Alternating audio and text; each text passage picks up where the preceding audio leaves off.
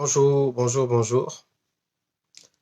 Merci à tous de vous connecter sur ce live où je vais essayer de parler de l'affaire de notre frère Emar Bina. Cette affaire nous touche tous pour plusieurs raisons. Parce que c'est une affaire nationale, elle réveille beaucoup de choses et c'est normal.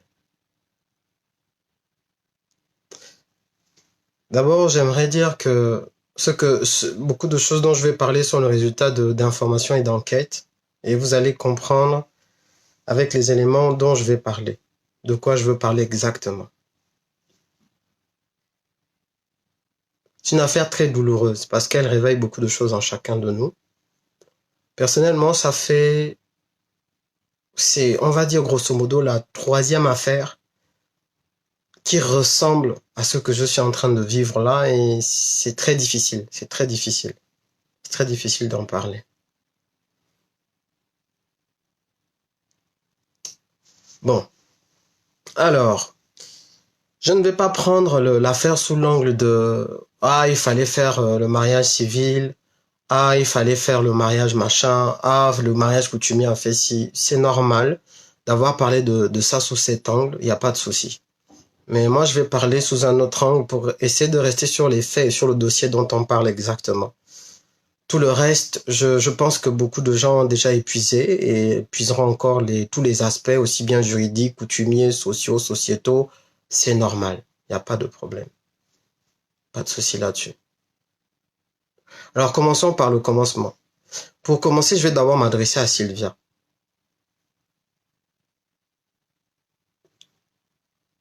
Tu vas arriver en sauveur sur ce dossier? Très bien. Pour venir sauver la veuve éplorée? Très bien. Mais tout ça a commencé comment en fait?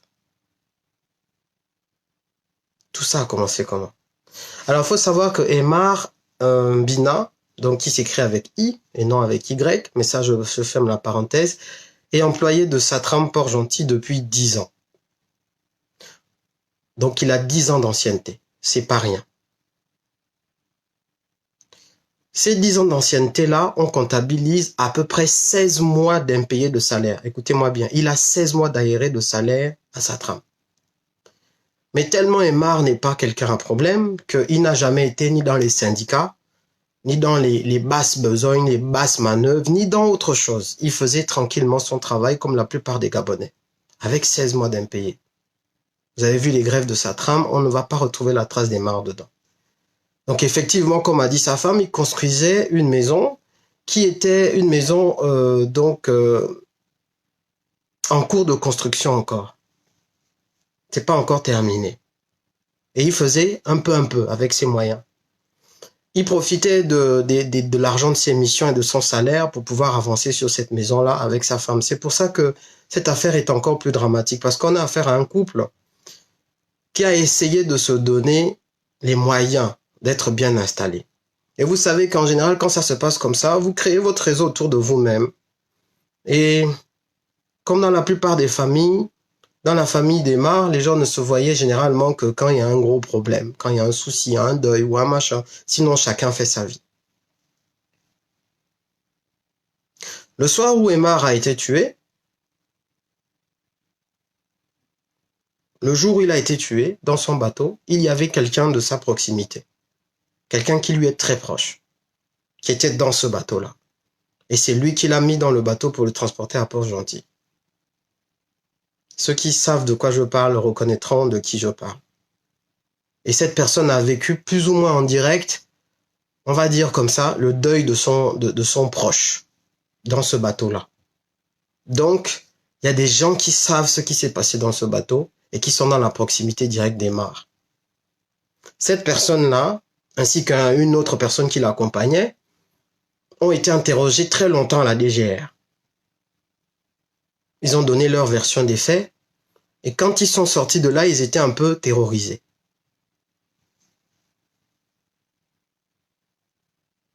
Et là, je démarre mon enquête, donc il y a plus de 2 semaines, et là, tu commences à prendre des informations. Vous avez vu que la veuve d'Emar était excédée, elle était dépassée, elle était à bout.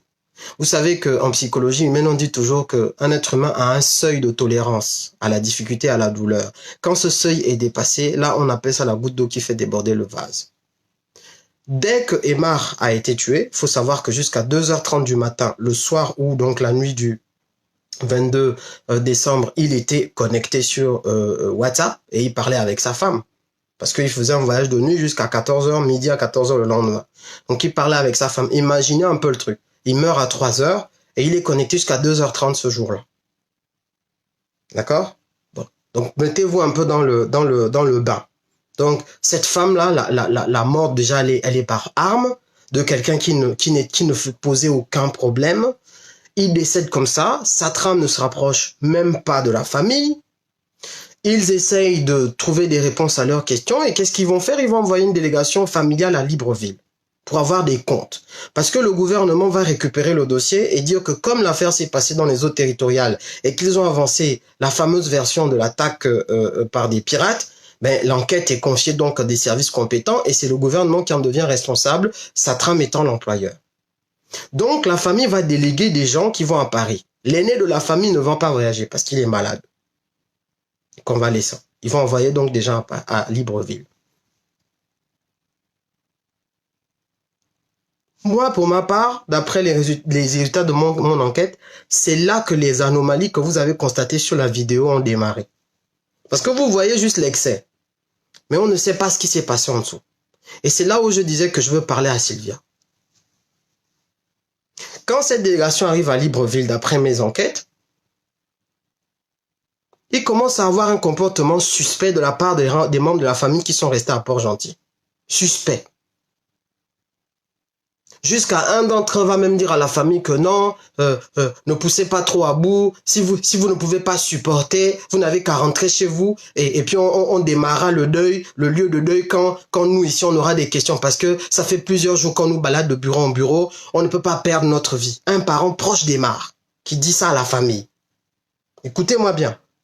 Vous craignez quoi à Libreville? On vous a envoyé pour aller non seulement prendre le corps, mais poser des questions justement au gouvernement pour comprendre qu'est-ce qui s'est passé et aussi à sa trame. Qu'est-ce qui s'est passé?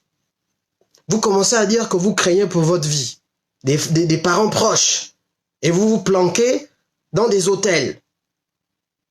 Même pas au lieu de deuil. Qui, si ma mémoire est bonne, avec les résultats des enquêtes que j'ai, aurait dû être à Tinguele, d'après ce que je sais. Même pas. Ils se terraient, ils se cachaient. Et en plus, ils ont commencé à parler bizarrement aux gens de Port-Gentil. Vous avez été menacé comment? Sachant qu'il y a eu un interrogatoire musclé de la part de certains témoins à la DGR. Enfin, musclé. Qui est impressionnant. Qu'est-ce qu'on vous a dit et qui vous a dit quoi? Et ça m'a permis de me poser des questions. Ce que je vous dis là, hein, vérifiez-le auprès des familles. Parce que je vous révèle le résultat d'enquête. C'est pas que je vais vous raconter des conneries. C'est là que l'anomalie a commencé. Et là, je sais et je retrouve le profil type de ce que j'ai vu. C'est pour ça que je vous ai parlé de 2 ou 3 autres affaires avant. Il y a quelque chose qui se passe au Gabon. Dès que un truc louche a été décidé au plus haut sommet de l'État, il y a un comportement typique qu'on va retrouver. L'intimidation. Si c'est les pirates qui sont intervenus et qui ont tué le capitaine Aymar, pourquoi est-ce que la SATRAM menaçait les employés de SATRAM qui voulaient venir même sur le lieu de deuil ou s'approcher des familles? Pourquoi? Pourquoi SATRAM ne s'est pas manifesté auprès de la famille du capitaine? Pendant plus d'une semaine, rien, aucun rapprochement. Le deuil se faisait avec les moyens du bord là-bas. Personne ne se rapprochait, même pas les ressources humaines de SATRAM. 3. Le bateau est remis en circulation le 25 décembre, alors que le capitaine Aymar est mort le 22. Qu'est-ce qui s'est passé? 4. La famille qui arrive à Libreville pour exposer les griefs et poser des questions et récupérer le corps, ils se terrent dans les maisons pendant plus d'une semaine. De lundi jusqu'à vendredi. À parler bizarrement, à se cacher et à dire des choses qui sont assez inquiétantes. Oh, nous ne voulons pas exposer nos vies en allant demander trop les comptes. Qu'est-ce que ça veut dire? Ça veut dire quoi? On vous a menacé qui? De quoi? Et la famille qui est restée à Port-Gentil se posait des questions à ce moment-là. C'est là qu'ont commencé les comportements bizarres. Et je vais faire mon lien maintenant avec le reste. le capitaine Aymar a été assassiné. Ça, je ne... Vous tournez ça comme vous voulez, je vous le dis. Parce que c'est même pas que je veux interroger la cohérence. Je vous dis le résultat d'enquête et d'informations sûres. Le capitaine Aymar a été assassiné froidement. Ce n'était pas des pirates. C'est du grand n'importe quoi. Il a été refroidi. Et ça n'a rien à voir avec des pirates. Je ne vois pas quel pirate francophone venu du Nigeria va mouiller sur les eaux gabonaises, liquider un capitaine qu'ils sont venus chercher exprès, lui et lui seul. Une exécution sommaire en bonne et due forme. Qu'a-t-il vu? Qu'a-t-il vu? Il a été témoin de quoi? Pourquoi était-il gênant au point qu'on voulait l'effacer? Pire encore, ces membres de la famille, certains d'entre eux, remettent son téléphone aux enquêteurs sans même avoir protégé quoi que ce soit dedans, alors que le téléphone avait un code. Le code a été débloqué par les enquêteurs. Ils sont restés connectés sur le téléphone de ce monsieur-là jusque très très longtemps dans la semaine, alors qu'il est décédé la nuit du samedi et dimanche. Les enquêteurs restent connectés. Vous restez connectés à faire quoi dans le téléphone d'une personne? Qu'est-ce que vous vouliez voir? Vous vouliez recevoir quel message de la part de qui? Pour vérifier quoi?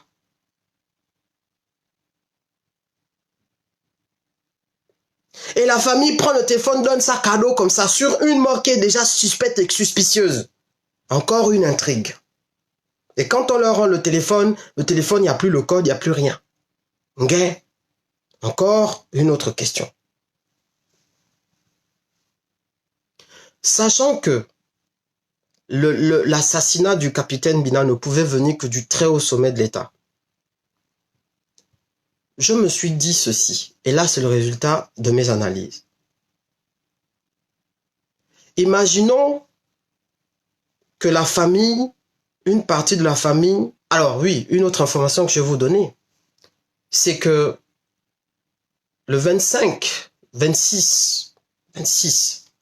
la famille du capitaine Bina de Port-Gentil est allée faire un sitting à Satram. Ça, vous ne le savez pas. Vous pouvez aussi le vérifier. Pour demander des comptes à Satram. On les a méprisés. Ils n'ont même pas été reçus. Ils ont fait un sitting. Parce que eux, ils veulent la vérité et ils voulaient surtout qu'on leur donne le corps. Parce qu'ils voulaient enterrer tranquillement leur famille. Pourquoi? Qu'est-ce qui s'est passé? Pourquoi le mépris de Satram envers cette famille? Pourquoi? Je retrouve les mêmes schémas que sur les autres cas. Alors, qu'est-ce qui s'est passé sur les autres cas? L'affaire des disparus du 16 d'Akébé. Les familles ont été menacées. Imaginez que c'est vraiment un cas d'assassinat par des bandits. Pourquoi vous menacez les familles de parler? La famille de Sissoko a été menacée. Le papa a été convoqué à l'école. On lui a dit, tu es malien, si tu continues de parler, on va t'expulser.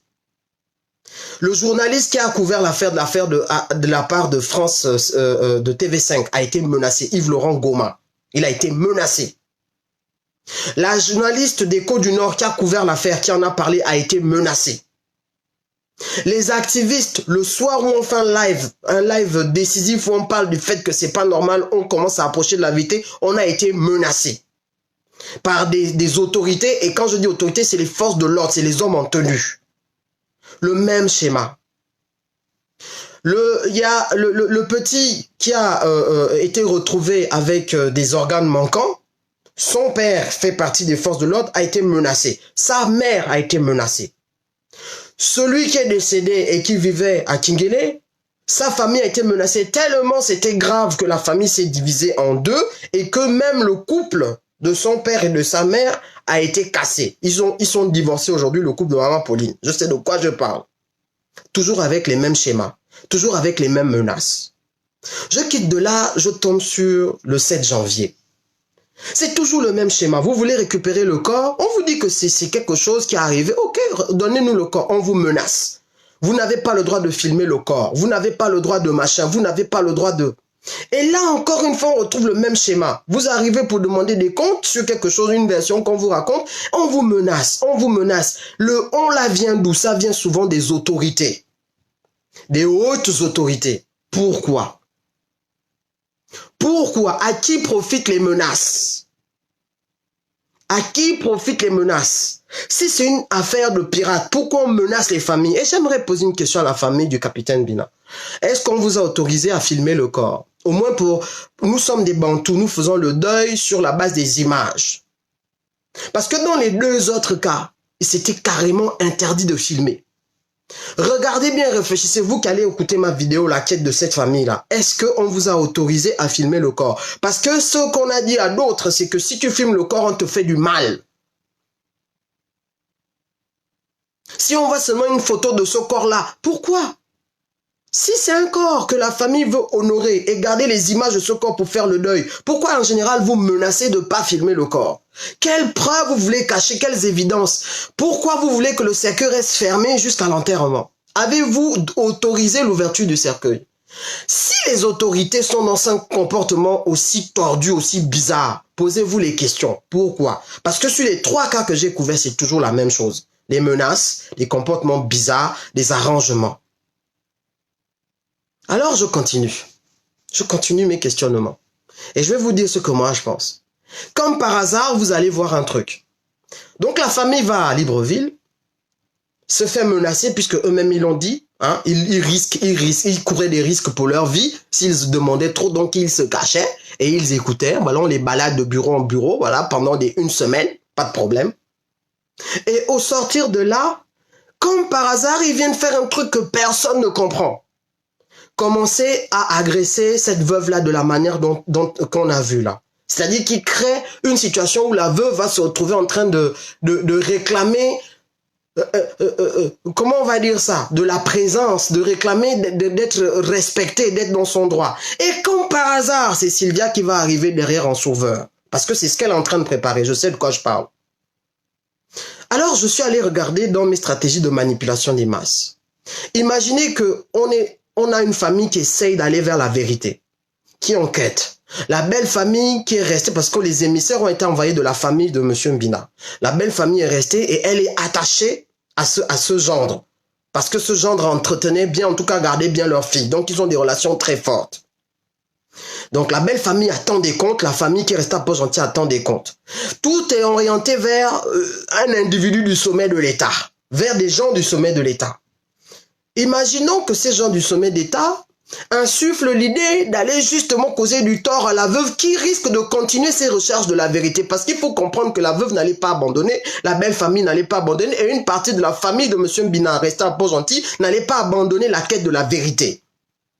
Mais imaginez que vous voulez les empêcher d'aller vers la quête de cette vérité. Vous allez créer un autre problème dans le problème. Vous allez créer un autre problème dans le problème, dont on ne sait pas d'où il vient et qui n'est pas créé par toute la famille de M. Mbina, par une petite partie. Et je suis sûr que, écoutez-moi bien la famille de M. Mbina, si vous suivez bien ce que je dis, vous savez que ceux qui ont amené cette histoire de spoliation, c'est sûrement les gens qui étaient en voyage à Libreville.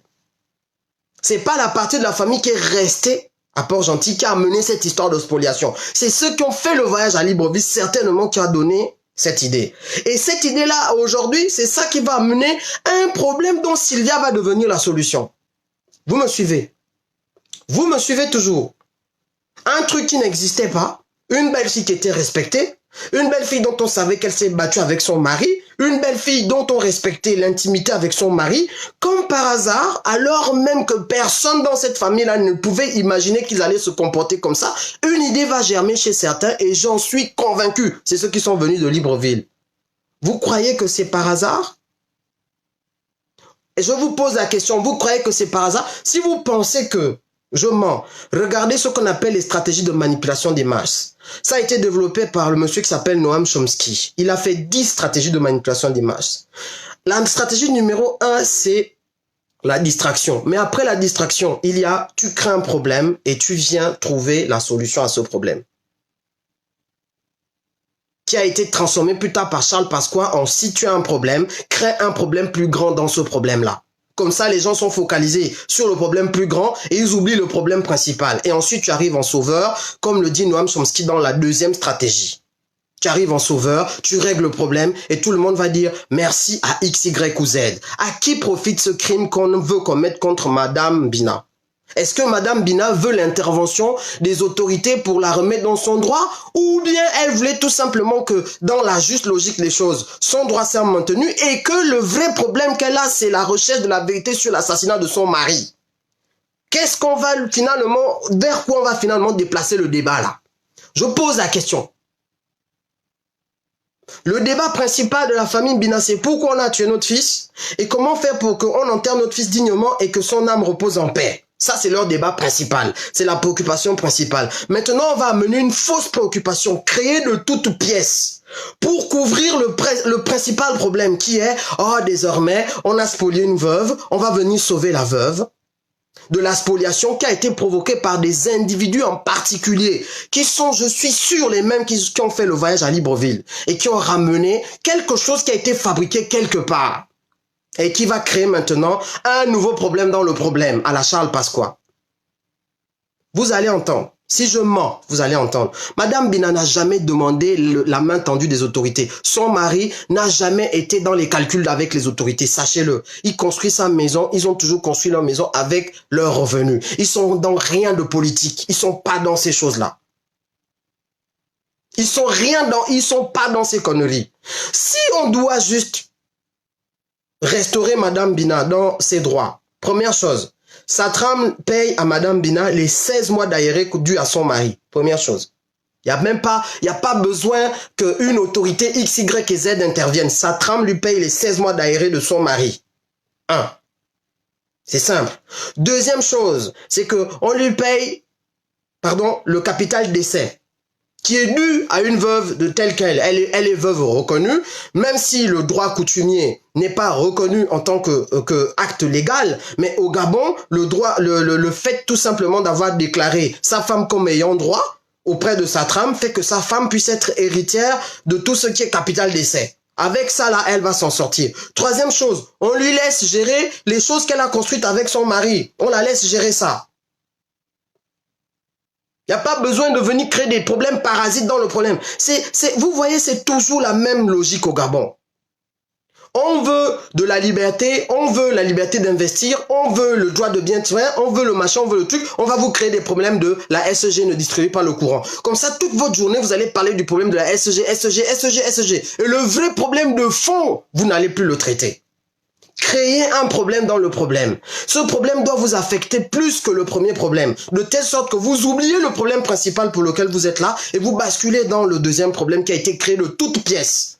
Qui dans la famille de Monsieur Mbina ignore que cette dame-là a travaillé toute sa vie avec son mari? Pourquoi est-ce que justement on constate que à peine le cercueil n'est même pas bien tombé au fond du caveau? À peine on a à peine fini.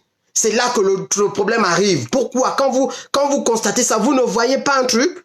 Oui, c'est vrai que ça vous renvoie à d'autres choses que vous avez vécues. Mais dans la famille, tous les cas ne se ressemblent pas. Dans la famille de Monsieur Mbina, les gens respectent la belle famille là. Les gens ont respecté cette fille là. Les gens respectent la famille de cette femme là. Mais c'est juste qu'ils constatent que, oh, c'est quoi?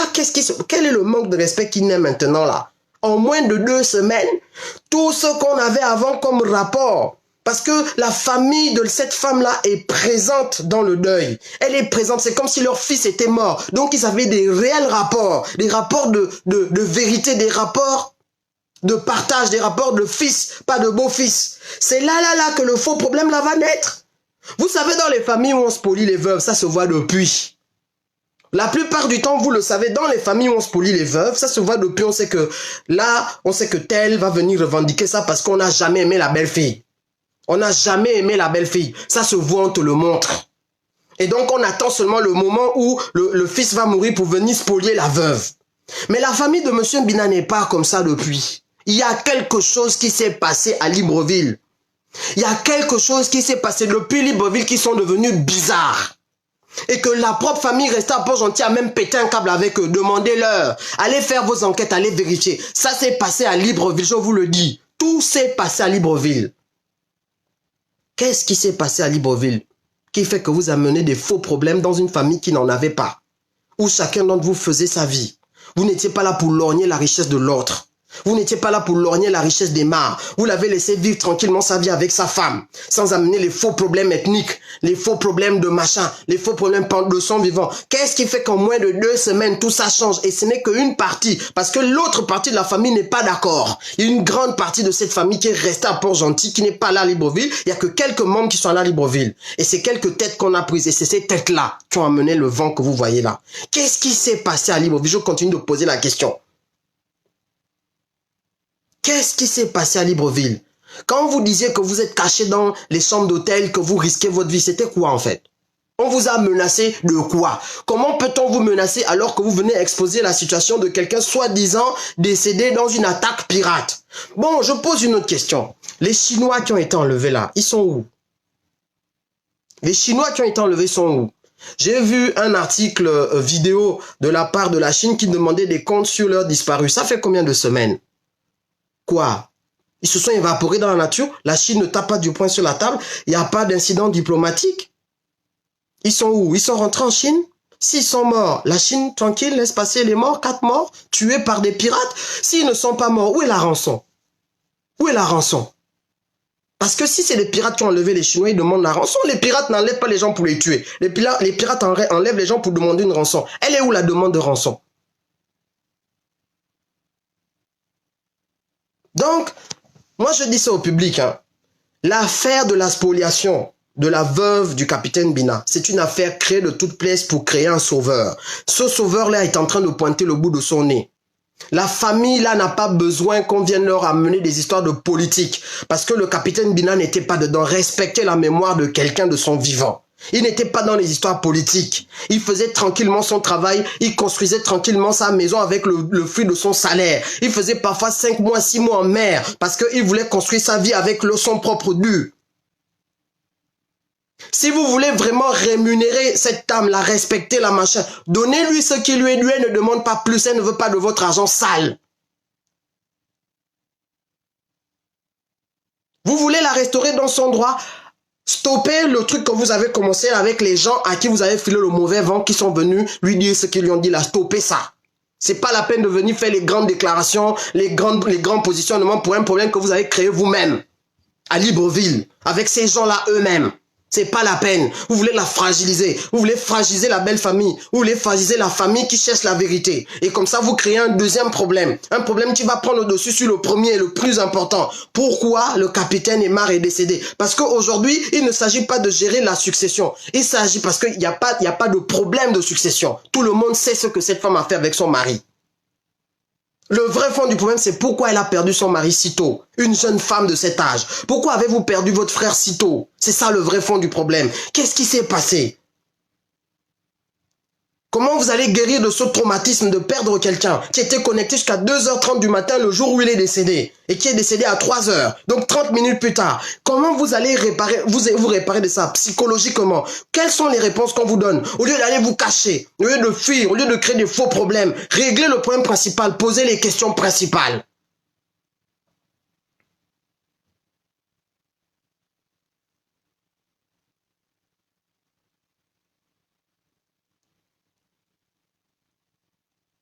Comme disait la femme, est-ce que vous suivez les interrogations que cette femme-là a? À peine Aymar, à peine le cercueil, la tombe n'est même pas sèche. Vous suivez? La tombe n'est même pas sèche. Alors que c'est des gens qui étaient... La tombe n'est même pas sèche. Ça veut dire que c'est quoi? C'est piloté, c'est calculé. Ça veut dire qu'on vous a dit, allez-y maintenant. Vous avez aussi lancé le truc. Pour détourner la famille... Une partie de la famille et ainsi qu'une partie de la belle famille du problème principal, c'est que pourquoi notre fils et beau-fils est décédé dans ces conditions? Et ils étaient prêts. Je vous dis qu'ils ont fait le sitting à Satram pour demander des comptes. C'est pas passé parce qu'ils sont pas des gens qui vont faire des choses pour le public, pour la politique, ils sont pas dedans. Eux, ils veulent des comptes, ils veulent des réponses, ils veulent la vérité. Et ils sont déterminés à l'avoir. Voilà qu'on va leur amener un faux problème qui va mobiliser la toile. C'est vrai que ça réveille des choses en nous. Et c'est une réalité. Les veuves sont spoliées au Gabon. C'est une réalité. Mais on sait comment faire pour ne pas spolier les veuves. Il suffit de juste respecter leurs droits. Si les autorités voulaient vraiment que nos veuves soient respectées, ils savent comment faire. Cette femme-là était une femme qui était connue. Il y a eu un mariage coutumier. Chez nous, le mariage, même si ça ne donne pas légalement des droits, mais quand deux familles s'entendent, parce que c'est l'objectif du mariage coutumier, quand deux familles s'entendent et qu'elles ont vécu de bonne loi, mais c'est à la fin, si on se connaît bien, on sait que machin, on sait que si, on n'a pas besoin que des autorités viennent intervenir au milieu de nous. Nous avons des sagesses familiales. Mais quand c'est sagesse familiale, quand ce sont les patriarches de cette famille, certains d'entre eux, certaines personnes qu'on a désignées pour aller représenter la famille à Libreville qui amènent des trucs bizarres, il faut savoir dire stop. Beaucoup même des femmes de la famille, du capitaine Bina ne sont pas d'accord. Beaucoup d'hommes de cette famille ne sont pas d'accord. Beaucoup d'hommes de la belle famille ne sont pas d'accord. La belle famille est dépassée. Qu'est-ce que vous nous faites là? C'est quoi ça? Vous sortez d'où avec ce problème-là? C'est quoi? Vous êtes sérieux en fait? Vous êtes sérieux? C'est à Aymar que vous faites ça? Il y en a même qui sont en train de se demander, est-ce que vous l'aimez vraiment Aymar? Mais vous savez que vous êtes dans un comportement bizarre qui est piloté à vue et commandé. Parce qu'on est dans la deuxième stratégie de manipulation des masses de Noam Chomsky. Créer un problème et arriver comme celui qui va résoudre ce problème. Et on est dans la stratégie proposée par Pasqua. Quand vous avez un grave problème, créez un problème plus grave dans ce problème-là. Ainsi, tout le monde va se focaliser sur le problème plus grave parce que ça les touche tous et ils vont oublier le problème principal. Parce que ce problème principal, il vous attrape à la gorge. Donc comme ça, vous allez être libéré et on va amener le problème vers d'autres acteurs. On va insulter la belle famille. Mais oui, c'est l'arrangement. Il n'y a pas de problème. On va insulter la belle famille. On va insulter la femme qui ne s'est pas mariée à la coutume, alors qu'on ne connaît pas qui ne s'est pas mariée au civil, alors qu'on ne connaît pas leur vie. On ne sait pas dans quelles conditions ils ont vécu. On ne sait pas pourquoi et on ne sait pas si c'était programmé ou pas. On ne sait rien de tout ça. On va rentrer là-dedans, dans ce truc qu'on ne maîtrise pas, alors que le problème principal est toujours entier. Pourquoi le capitaine Mbina a été sauvagement assassiné le 22 décembre? Où en est l'enquête? Pourquoi le bateau est en circulation? Qui a ordonné la circulation d'un bateau 3 jours plus tard? Où sont les Chinois qui ont été enlevés? Pourquoi Satram n'est pas venu s'approcher des familles? Pourquoi certains salariés de Satram qui ont voulu venir participer au deuil ont été menacés de licenciement?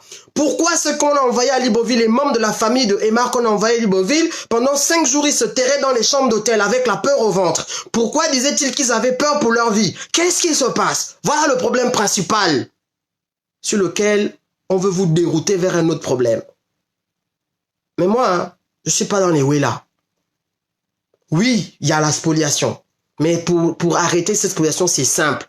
Laissez à la veuve ses droits. 16 mois d'impayé, vous payez. Capital d'essai, vous payez. Vous lui laissez tout ce qu'elle a construit avec son mari. En une seconde, c'est décidé, on continue le vrai problème.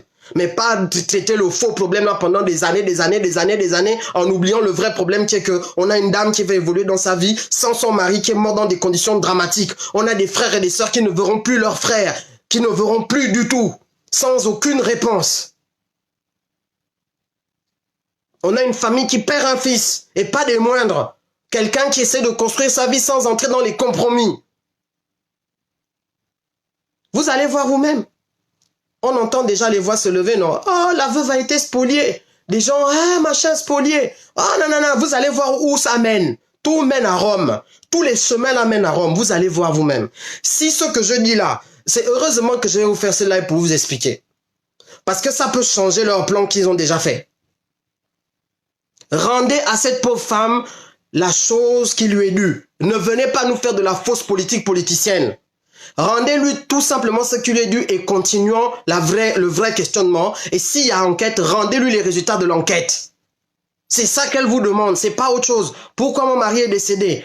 Comment ça se fait? Qu'est-ce qui s'est passé? Pourquoi ça? Pourquoi on a menacé des gens? Pourquoi des gens qui sont montés dans le bateau, les pirates, n'ont demandé que lui? Pourquoi quand ils l'ont trouvé, ils lui ont mis 2 balles? Avec une scène de crime épouvantable. Pourquoi le bateau a été remis en circulation? Qu'est-ce qui se passe? Qu'est-ce que vous avez fait à mon mari? Et les autres, qu'est-ce que vous avez fait à notre frère? Qu'est-ce que vous avez fait à notre beau-frère? Voilà les questions principales.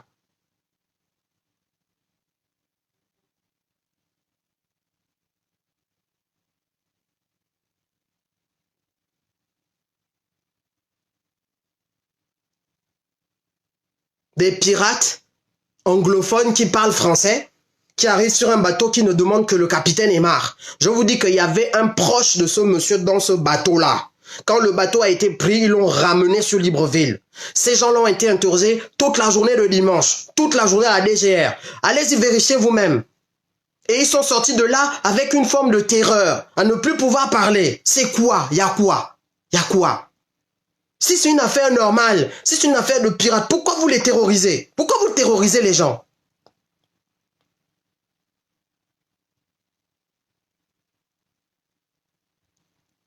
Tout va mener vers l'interpellation de la première dame. Vous-même, vous allez voir. Oh, la première dame a dit qu'elle défendait les veuves, les orphelins. Donc, il faut qu'elle vienne intervenir pour l'aider. L'affaire est entre les mains de la première dame. À qui profite le crime? Famille Mbinao, vous savez de quoi je parle. Je vous pose la question. À qui profite le crime? Ce faux problème qui n'existait pas dans votre famille, qui vient d'être créé, où aujourd'hui votre famille est exposée sur la toile, sur la place publique, alors que vous êtes une famille qui n'avait pas d'histoire. À qui profite le crime? Aujourd'hui, là, c'est vous qu'on insulte. Il y en a même qui sont rentrés dans les débats tribalistes là-dedans. À qui profite le crime? Qui est venu allumer le feu et qui veut maintenant venir jouer les pompiers pyromanes? Qui? À qui profite le crime? Laissez la pauvre femme tranquille. Si vous voulez vraiment que votre honneur soit lavé, tous les gens qui ont proposé l'idée de la spolier, de la jeter dehors là, tous les gens qui ont proposé l'idée de vous dites que, toi là tu es dans la fausse stratégie, on ne veut pas de ta politique. Sors avec ta politique, on ne sait pas ce qu'on vous a fait goûter à Libreville, là où vous étiez, mais c'est pas dans notre famille. Ils veulent diviser votre famille et pour toujours. Parce que ce qui se passe là, la stratégie qu'ils mettent en place, ça va diviser votre famille pour toujours. Ça va diviser, c'est pas que la belle famille, ça va diviser votre famille. Parce que vous vivez un traumatisme qui va vous diviser jusqu'à si vous ne vous reprenez pas, reprenez-vous. Reprenez-vous. Parce que les autres là qui vont donner les millions, les autres là qui vont venir soi-disant machin, est-ce que le capitaine Bina a dit qu'il voulait qu'on le rémunère pour être mort? Il est mort d'abord, pourquoi? On va venir jouer les sauveurs sur sa vie. Est-ce qu'il a demandé un sauveur? Madame Bina, vous êtes chrétienne, ainsi qu'une bonne partie des frères et des sœurs de Monsieur Bina. Vous avez besoin de quel sauveur? Vous avez besoin de vivre tranquillement votre vie. Vous n'avez jamais été dans les histoires de politique. Vous n'avez jamais été dans les histoires de politique. C'est pas maintenant que ça va commencer sur le coup de la mort de Monsieur Bina. Et je ne parle pas de ça par rapport à la politique. Je vous dis juste que si la question est de trouver la solution au problème, je suis désolé. La justice et la vérité, c'est pas une histoire d'intervention d'une autorité politique. La justice et la vérité, c'est que s'il y a une enquête, qu'on vous réponde à vos questions. Que vous ayez la liberté de poser vos questions et qu'on réponde à vos questions. Pas de créer les faux problèmes et de d'amener des réponses bizarres. Des réponses qui vont diviser votre famille. Par des faux cas, des faux dossiers. Des choses qui n'existaient pas dans votre famille. Et que maintenant, c'est votre famille qu'on va insulter sur la toile. Alors que l'affaire est créée par 2 ou 3 petites personnes qui ont juste insufflé l'idée. Parce qu'ils venaient de je ne sais pas où avec ces idées-là. C'est pas comme ça. Vous devez dire stop à ça, cette division de votre famille. Stop. C'est pas maintenant que ça va commencer chez vous. Vous avez des partenaires, vous avez des gens vraiment raisonnables qui sont au milieu de vous. Ce spectacle est désolant pour votre famille. C'est pas ça. Vous voyez vous-même. Vous voyez le résultat de certaines compromissions, de certaines personnes. On ne sait pas pourquoi.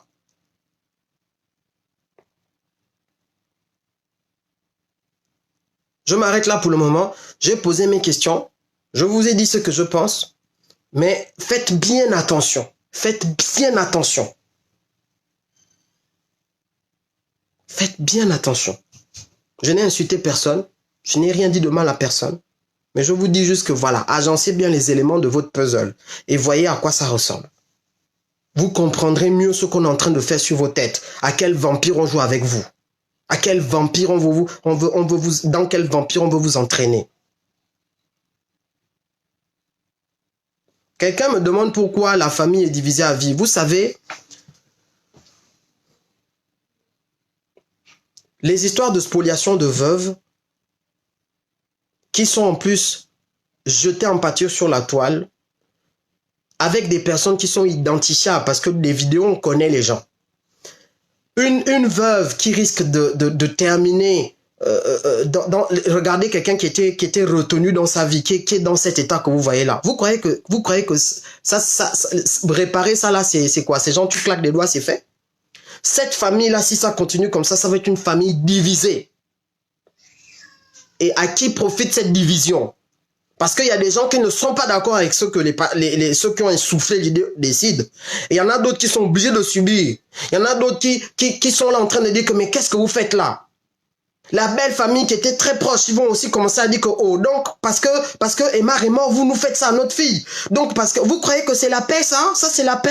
Mais qui déclenche cette guerre? Qui déclenche cette guerre dans une famille qui ne vivait pas en guerre? Qui déclenche cette guerre? Qui déclenche cette guerre? Qui est-ce qu'on appelle aujourd'hui au secours? Qui a déclenché la guerre?